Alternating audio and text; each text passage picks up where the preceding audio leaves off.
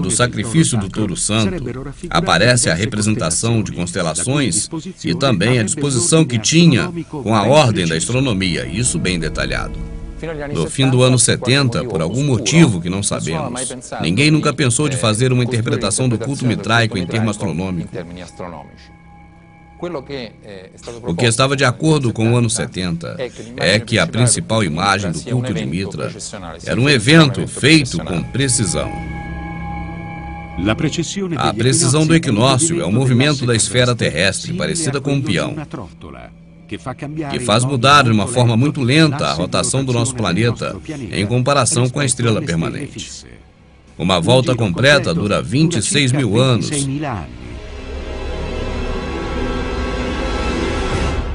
Segundo o estudo do professor David Poulantzas, ele é historiador do mitraísmo, não seria um autêntico mapa do céu com a interpretação mediante uma precisão. Utilizando essa chave de leitura, e muitos elementos parecem se encaixar com a outra.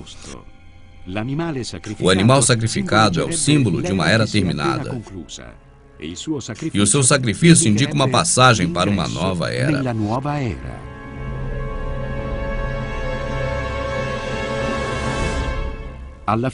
A figura do touro é a representação de Taurus, de escorpião, escorpião, do cão, cão menor, da serpente, Hidra, do corvo, corvo, e da espiga, que aparece no rabo do touro, que representa a espiga, a estrela mais iluminada do signo de Virgem. Cronologicamente, a Era do Touro termina no ano de 1300 a.C., que corresponde ao período que muitos estudiosos acreditam ser o tempo do início do culto mitraico. A Era de Áries tem uma conclusão, ao zero, o período que nasceu Jesus.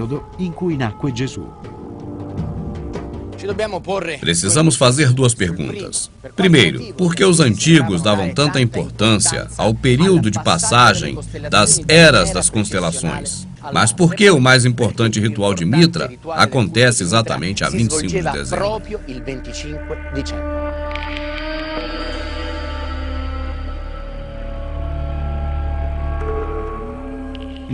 Os antigos acreditavam que a cada era, com precisão, a Terra teria uma particular influência cósmica. A passagem de uma era para outra trazia, na visão deles, uma forte mudança na consciência e na capacidade da natureza humana. Mitra, ao derrotar o touro, assumia um importante papel. Ele fechara a Era de Touros e dava início à Era de Áries. Seguindo essa teoria, é importante parar no ponto que 25 de dezembro é muito próximo ao solstício de inverno, que também é o momento de transição. Nesse dia, o tempo em que a Terra é iluminada pelo Sol aumenta.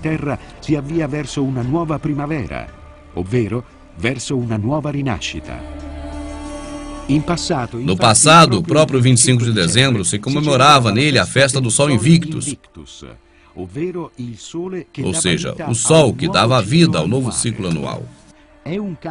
E é fato que o cristianismo escolheu a mesma data para a festa mais importante anual.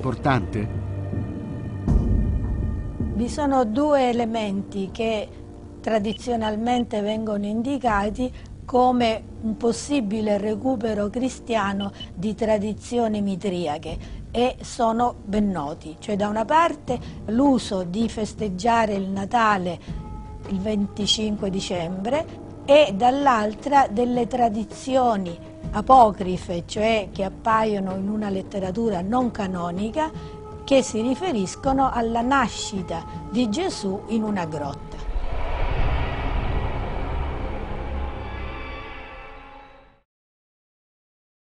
Agora, definitivamente, você tem certeza absoluta de que não se trata daquele que morreu no madeiro há 2000 anos atrás. Porque aquele nunca se chamou Jesus Cristo. Jesus Cristo tem 350 anos. Porque aquele não nasceu em 25 de dezembro. E também aquele não nasceu numa grota. Grota é lugar de Mitra, Jesus Cristo, e não de Yahushua, aquele que verdadeiramente morreu pelos nossos pecados e que nele está o nome do Criador. É uma outra pessoa, um outro nome, uma outra personalidade.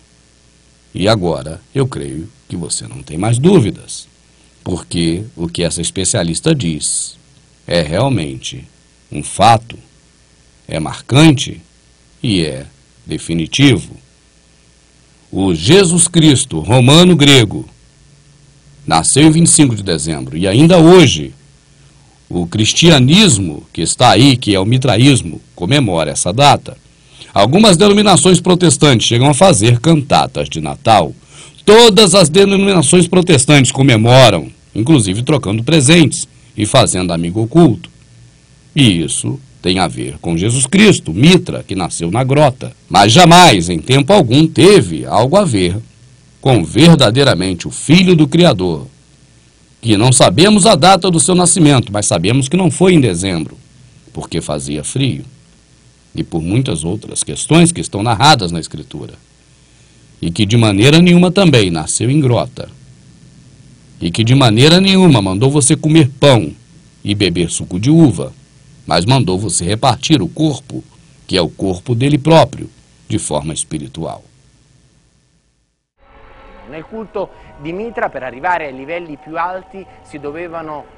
No culto de Mitra, para atingir o próximo nível, deveria-se passar por provas muito duras. Estamos exatamente no lugar mitréio, onde tudo isso acontecia. 7 provas que os fiéis tinham que superar para chegar a uma completa purificação.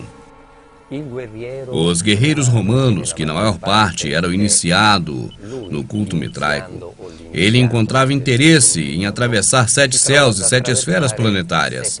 Cada esfera planetária é representada de um modo do ser humano, uma modalidade humana.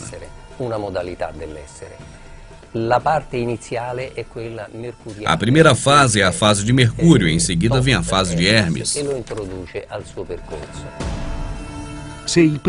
E se o primeiro estágio era associado ao planeta Mercúrio, o segundo, Ninfos, era ligado a Vênus, e para o iniciante corresponde a um novo nascimento. O terceiro estágio era governado da morte, e tinha como símbolo um soldado. O quarto grau, ligado a Saturno, era representado por um leão. O quinto estágio, colocado pela proteção da Lua, representado por um persiano. O iniciado tinha que lutar com seus próprios medos. O sexto estágio era Hélios Dromos. Era o guia do Sol, que era caracterizado de uma coroa com 7 raios. E, enfim, o sétimo grau da iniciação, o mais alto, que se chamava de Péter, ou Padre, era associado a Saturno e tinha como símbolo essa mesma divindade.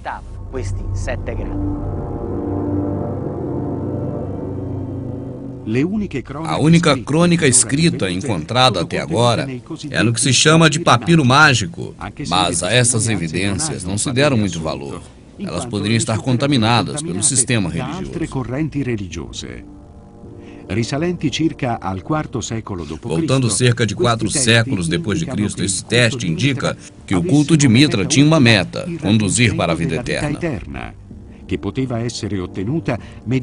poderia ser liberada com a influência dos astros, no que determinava o destino dos homens.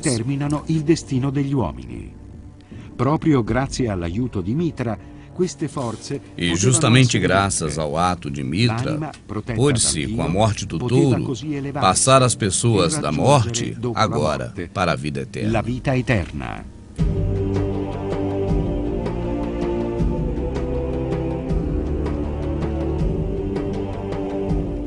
Grande mistério ligado ao culto mitraico ainda não foi revelado. Que segredo tinham os sacerdotes quando trabalhavam no mitraísmo?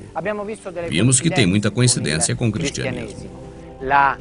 A salvação eterna, o 25 de dezembro, o batismo. Mas quem copiou quem? Nem mesmo sabemos em qual período do tempo exatamente os 2 cultos entraram em contato. Mesmo assim, a história e o tempo já deram sua sentença.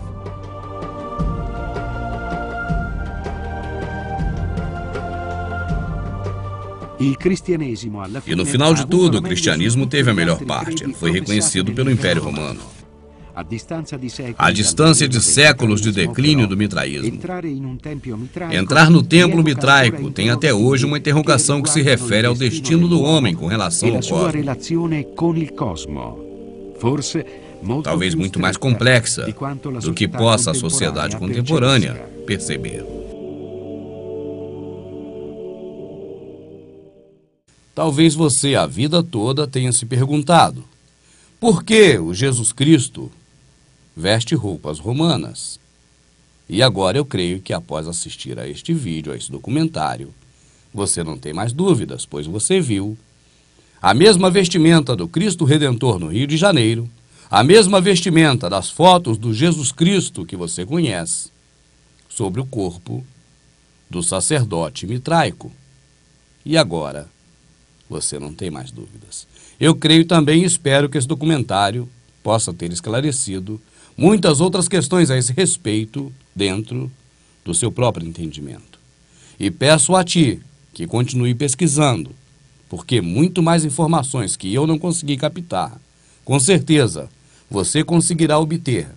E assim irá ainda melhorar ainda mais esse trabalho de esclarecimento da verdade a tantos que ainda dormem e que precisam ser libertos, libertos do cativeiro religioso, porque está escrito: conhecereis a verdade, e a verdade vos libertará. Se as pessoas ainda estão presas no aprisco, certamente é porque não conheceram a verdade, porque no dia que conhecerem, estarão livres para servir verdadeiramente ao próximo, e assim servir do jeito que nos pede o nosso Criador, o nosso Salvador. Muito obrigado pela sua atenção. Quer dizer, é simples, realmente. Jesus, ninguém sabe quando é que ele nasceu, ninguém sabe quando é que ele morreu, em que anos morreu, nem em que dia morreu. O nascimento de Jesus é celebrado a partir do século IV, do Papa Júlio I, mais ou menos, de Júlio I, por causa do Deus Sol, do Deus Mitra, e por causa das Saturnais do Império Romano. Portanto, havia o grande Deus Sol, com as Saturnais, era o Deus do Império Romano, defensor do Império Romano, o Sol, que depois que nos traz a vida. E então começou-se a dizer que realmente não, o verdadeiro Sol realmente é Jesus Cristo, porque os cristãos, a certa altura, com a liberdade, quando tiveram a sua liberdade, depois do Constantino, começaram a cristianizar tudo aquilo que era pagão. As festas pagãs, nós somos fruto de imensas festas pagãs. Portanto, cristianizamos as festas pagãs. A palavra greco-romana, Cristo, que vem de Crestos, significa crista.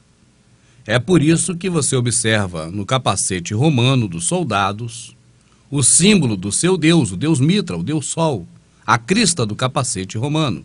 É por isso também que você vê na cabeça de alguns deuses romanos, inclusive do próprio Mitra, a crista, que significa exatamente os raios do Deus Sol Invictus. Pesquise mais.